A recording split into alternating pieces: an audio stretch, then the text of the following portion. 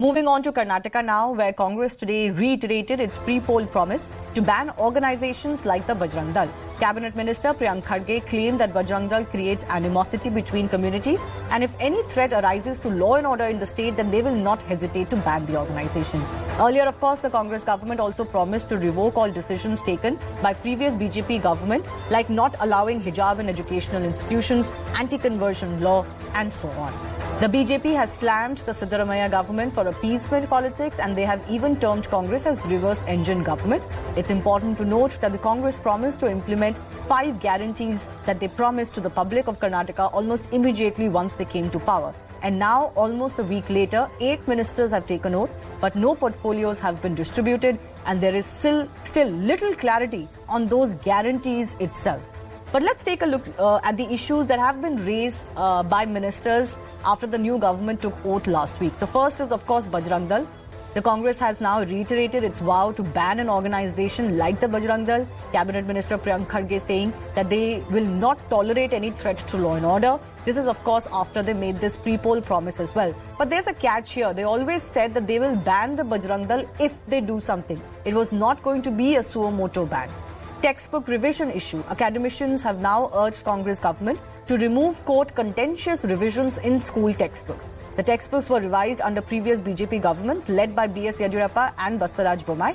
A revision panel was set up by the BJP government, which revised syllabus after a memorandum was submitted by the Brahmin Mahasabha in 2020. Saffronization just overall, especially of the police force. Chief Minister Siddaramaiah and Deputy Chief Minister D.K. Shivkumar, in fact, met senior police officials of the state and warned them. They directed cops to end, quote, saffronization and moral policing in the state. Chief Minister Siddaramaiah asked the cops to not differentiate between people based on religion. Hijab ban. Now, hijab hangama is back as Karnataka government has mulched to revoke the notification that disallowed hijabs inside classrooms in specific institutions in Karnataka. The notification, remember, was brought in by previous Bommai government in 2022 after some students insisted on wearing the hijab inside classrooms. Anti-conversion law could be the next big face-off as well. Congress will soon repeal the anti-conversion law in the state if their promises are to be believed. The law banned forced religious conversions. The law was brought in by the Bommai government in 2022. And here's another contentious one. This is the anti-cow slaughter bill. Remember, cow slaughter is something that is banned in most states in India. It is also one of the directive principles in the Indian constitution. Now, the Karnataka government is mulling to revoke this cow slaughter protection law. Congress claims that cow slaughter protection law is communal in nature. This law was passed by Yediyurappa government in 2020. But a big focus and a big debate coming up is this. With all of these issues coming back on the front burner in the days after the new government's formation, is it not that the focus is actually shifting from the guarantees the Congress promised and actually is coming back to the same issues about identity and religion?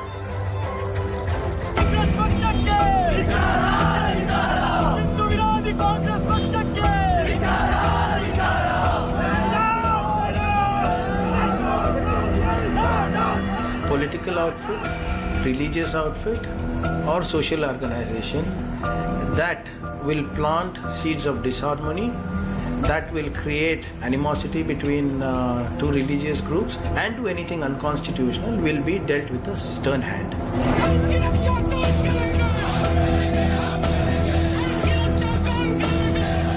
Congress party के नेता मैं उनको एक ही बात कहूंगा, RSS पर ban बहुत लोगों ने कोशिश किया और औंधे मुंह गिरे। कृपया करके एक राष्ट्रवादी संगठन पर इस तरह की हल्की बात न करें। स्कूल में यूनिफॉर्म कंपलसरी है, कब से है? लगभग 1969 से है। आज आप सब लोग अपीजमेंट पॉलिसी के वजह से, मुस्लिम तुष्टीकरण के वजह से आप यूनिफॉर्म के खिलाफ हो स्टेटमेंट दिया है।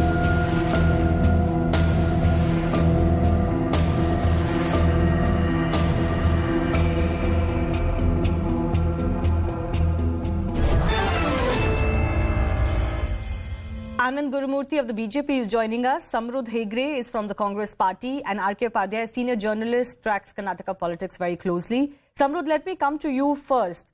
What happened to the guarantees? Why is it that every day you have Priyank Kharge or some other minister talking about issues that you claim were communal issues and you didn't want to do communal politics in the state? And still, we don't have any clarity on the guarantees. Wasn't it the Congress's commitment that first and foremost they will fulfill those guarantees before anything else? Thank you for having me on the show. We are committed to providing our guarantees, and in the first day, as soon as the Chief Minister and the Deputy Chief Minister and the other ministers, the cabinet ministers took oath, immediately the cabinet sat together and they they've already signed on the 5 guarantees. Now, Karnataka has discarded a government which has spewed hate, communalism, promoted disharmony and corruption, and put Karnataka on the reverse gear, and voted for a government who is committed to providing and preserving the peace and security of Karnataka and providing justice and development. Now, I understand that the hijab matters before the Supreme Court, but we have to understand the objective of why such a circular was brought in. The ban has not helped even a single person. It has not impacted anyone positively. It has in fact acted as a hurdle to education and has deprived young girls who already face so much discrimination of their right to education. And this in itself is criminal. Students who are supposed to be in classrooms learning about progressive, about history, about maths, about science, were out on the streets to further a political agenda, while the leaders, the children of the leaders, were out in universities promoting inclusivity. Okay. So this is the situation in Karnataka today. Okay, fair enough. But can I just ask you a few follow-up before I go across to other guests? You said that you've signed on the guarantees. But that's not how governance is meant. You signed on guarantees even as part of your election campaigning, but that doesn't mean anything. When you say you've signed on guarantees or you are going to deliver the guarantees, it needs more. And if I have it correct, there are some of those guarantees you haven't even done an expenditure analysis on. So how have you signed off on them? The guarantees will definitely be implemented in Karnataka. We have just taken oath just not even a week back. We will deliver on all of the promises. We will consider on how they have to be implemented in Karnataka. We are committed to implementing them, and we shall do so. But why is your focus not on that? The question that is arising is, you look at these daily statements, your focus is not on those guarantees. Your focus is on everything else. Our focus is definitely committed to the peace and prosperity of Karnataka. And these we have to undo the wrongs done by the BJP in the last 3 years, and we are doing so by providing the 5 guarantees and by looking into all the polarizing, primitive and draconian laws that were passed by them. Is anti-cow slaughter primitive and draconian? Are you aware that anti-cow slaughter laws exist in most states in India? Then I would request the BJP to ban it in Goa too and in Manipur. But what's your rationale for calling it primitive and regressive? It's part of the directive principles of India. I would request the BJP to pass the same ban. BJP is not in power in Karnataka anymore. I want to understand your point of view. Of course, we will have to reconsider. We will have to have a discussion where these laws were passed by bulldozing them through the assembly. Are you opposed to protecting the cow, or are you opposed to this particular law? In general, with any law that we are going to take, any decision that we are going to take, we will have to have a discussion with our leaders, with the opposition, with the stakeholders involved, and then take the necessary action. Okay, let me also bulldoze it like the way the BJP did. No, that's fine. You say that now, but people will take offense to the fact that you call protection of the cow in a country like India primitive and regressive. That statement was not made with respect to the cow slaughter bill. It was made. Let me come to the hijab row. Let me come to the hijab row. The Karnataka High Court said there were unseen hands behind the protest over the hijab. Now, you could take back the notification of the government. Are you going to ignore what happened in Karnataka? Are you going to ignore the words of the High Court? See, the matter also went to the Supreme Court, and I think you're ignoring that fact completely, and there was a split verdict. So I'm not talking about whether hijab should be allowed inside classrooms per se. I'm talking about what the High Court opined. Unseen hands behind the agitation in Karnataka. Surely, as the new government, you would want to be careful of which forces you promote. Ma'am, we shall take strict action against anybody who is promoting religious hatred and disharmony, irrespective of the religion, irrespective of their affiliations, irrespective of anything. Anybody who spews hatred and communalism in Karnataka, action will be taken against them. And if they have spewed hatred and spread communalism, even in the past, we shall take action as per law, as per what is guaranteed in the Constitution. Okay, I'll come to the Bajrang Dal issue a little bit later. But yes, Anand Gurumurthy, What is the objection to the current Congress government doing and saying what it intends to do? They said so during campaigning too. They've won a mandate. They've won a mandate on precisely these issues, not just the guarantees. They promised to revoke the anti-conversion law or they fought against the hijab notification. So it's their mandate to fulfill those aspirations. They only talked about guarantees during the election, and no, now that's they say not their true. mandate was No, given that's to not true. not I do was all in these things. Karnataka. They were always promising reversal of some of the laws passed by the BJP government. Okay, see, basically what happens is they put the guarantees in front of the people, and then they say the mandate is given for this. Anyway, they are having a mandate, so they are free to do what they want to do, and we are going to do the opposition's duty, and we are going to take care of that. But one thing, Shivani, I just want to tell you a small incident that happened in 2017. There was a High Court directory to clear all the nalas, the what we call as the nalas that feed lakes, in Bengaluru, Rajakaluways. That there was a High Court directory to clear all those nalas, and for that, many middle class and upper middle class families' houses were destroyed. Like it is like they were built on the nalas because of some revenue department issues, but they were destroyed. Okay. Immediately, during the High Court gave about 1 month time for the Karnataka government, and Siddaramaiah sir was the CM then. What happened was, after that, within that 1 month, most of the criminals, more than 150 criminals who were in jail, were given parole during that time. And just when they started, taking care of some houses in very, very affluent areas and where Congress had interest, immediately a Kaveri Galata was thrown. A deflection tactic. This is what Congress does. For 3 days, Bangalore burned. Okay, every channel showed tires getting burned, rowdies on the roads campaigning, doing whatever they wanted. 3 days. Okay, Bangalore's image got spoiled because of Congress. That is what Congress does. It does deflection and deviation politics. Okay, they are never straightforward in their business, and that's why our country suffered for 65 years. People are seeing this again, and this time they are not going to forget Congress and forgive them forever. Okay, R.K. Upadhyay, I want to understand from you, could it be a challenge for this new Congress government that, you've got so many interest groups who will claim that they've come to power on the back of our support, and they will all try to get the government to do something or the other for them, and the government loses its focus on the guarantees which have become the cornerstone and the test stone of this new government? Basically, Shivani, it was those 5 guarantees which propelled the Congress to victory. Let's not forget, their leaders repeatedly mentioned these guarantees, and they promised the people that we'll take a decision on implementing it on the first day when the government comes. Even Rahul Gandhi said at the swearing-in ceremony that, these guarantees will be taken up at the first cabinet meeting. And what have they done? They've just deflected the whole issue. And Siddaramaiah says that we have 5 years to implement this. I mean, is this what they said? And they've come up with all kinds of conditions, which were never mentioned earlier. Now, I think they're soon going to get the sobriquet. They've been calling the BJP government a 40% sarkar.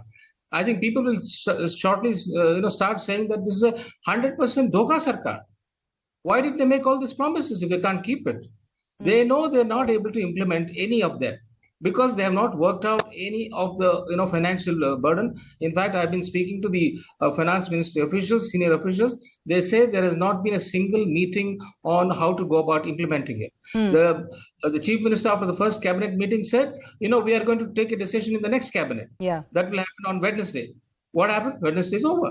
So nothing has happened. And there are 8 ministers without portfolios. They've been loitering around without any work because they have not been assigned any work. And Siddaramaiah and Shivkumar are in Delhi fighting over the portfolios to be given and the ministers to be made. And in the same time, the ministers are very quick to make statements on other issues, which were not their frontal issues. Shivani, they're trying to divert the whole debate from guarantees because that is becoming a big burning issue across the state. In fact, the fights are breaking out across the state between, with the electricity company employees and the public. Yeah, they're refusing to pay their bills. Yes, they're refusing to pay their bills because they're reminding the Congress leader, you promised us the moment you come to power, we will not have to pay our bills. But anyways, yes, Samruddh, please respond. Absolutely. I really hope and wish that the same sense of urgency was shown when 15 lakh rupees was promised in each person's account. Nobody When 2 promised crore jobs 15 lakh were rupees. promised. I am sorry to Where say, to- Samrudh, Ma'am, I am let me sorry to say, Ma'am, let me finish. this is Ma'am, let me finish. unintelligent counter. Ma'am, The Prime let me Minister finish. never promised to give Ma'am, let me 15 lakh finish. rupees in Ma'am, anybody's let me account. finish. I have heard that speech over and over. The Prime let me Minister finish. only mentioned that They should if you talk bring about back what all they the black promised money, to it will Ma'am, amount let me to finish. each person in India getting 15 lakh rupees. I am Ma'am, sorry, it is ma'am, not let me comparable finish. to the Ma'am, let me guarantees finish. you signed on in Karnataka. Ma'am, let me finish. Yes, Ma'am, let Samrudh, me please finish. Please And they're finish. trying to Ma'am, find let me finish. excuses. Please finish, but do better than I this. wish That's the about it. same urgency They are was not interested in implementing any shown. of this scheme. I wish the same urgency was shown when 2 crore That's what jobs they were wanted to promised do, per year. and now they're not when going to 50 implement any of rupees. those. One by one, please. Mr. Upadhyay, I'll try to give you another 30 seconds. Samrudh, please. Yes. I wish the same urgency was shown when 2 crore jobs were promised per year, when they promised that a dollar will reach 50 rupees, when they said that petrol and diesel and LPG rates will be reduced. I wish the same urgency was shown. But it's okay. But you're the one who promised it from day one. You kiya? Why did you do that? We have just taken note 10 days ago. We will guarantee implement these promises. These are You said guarantees. implement the These are first not day. jumlas. Okay, these are guarantees and not jumlas. Okay, let me come to the issue of Bajrang Dal. I have limited time. I have limited time. Please allow me. Samrudh, my next question is on the Bajrang Dal issue per se. Now, during the Congress regime under Siddaramaiah, we've had instances of cases against PFI cadres being withdrawn. You may justify it whichever way, but it did happen. PFI was, and even the SDPI was linked to even the Bengaluru riots. And there have been many in the instances that took place. You never talked about a ban on the PFI. I want to understand, how are you going to justify to the public that you never spoke about PFI till it was already banned by the Home Ministry, and today you equate PFI and Bajrang Dal? And you want to ban Bajrang Dal? See, our stance is clear. Any organization which promotes religious hatred, which divides the society based on communal, religious, and caste lines, which promotes violence and hatred, shall be banned. What Now, about if the parties Bajrang that Dal ask for was votes so on the off by basis of themselves, caste? No, I don't then we cannot understand help what it. caste hate is. What about political parties that ask for votes on the basis of caste? There are I 10 just have one parties in question India to that are Samrudh. their only identity is caste. Will you allow me, Shivani? I Yes, have one Anandji, question. I'll allow you. Yes, Samrudh, please finish. Anand So here. basically, Yes, Anandji. Yeah. Basically, in the Samrudh, last- Samrudh, I have an organization whose member told when a tree falls, the ground shakes. That was part of Congress, I think. So can you do something about that in 1984 during the Sikh riots? Could you please go back in history and do something about that also? Okay, Karnataka let him finish. Congress. I have a minute only have a left. question Samrudh, for you. 30 seconds and R.K. Upadhyay, sir, 30 seconds. I think it's high time that the Congress government came out with a clear-cut plan as to how they're going to implement this, guarantees. Because this is the basis on which they won this election, and they need to implement it. People of Karnataka are waiting for it. Let them come out with a scheme as to. They're not even said how many beneficiaries are going to be there in each one of them. They Fear haven't not, even sir. worked We out shall the implement cost it. of each Fear one of not, them. sir. They In the haven't next said, 2 weeks, we shall 100% they implement haven't it. said- Okay, Fear next not. 2 weeks they're going to implement this. We'll keep a track on this if that actually happens. But I have to slip into a break. I do thank all of our guests for joining us. This is obviously turning out to be a big challenge for the new Karnataka government. But time for a very short break. On the other side, we have a special report for you. Tina Turner, one of the greatest rock and roll singers of all time, died in Switzerland at the age of 83. A memorial for her on the other side.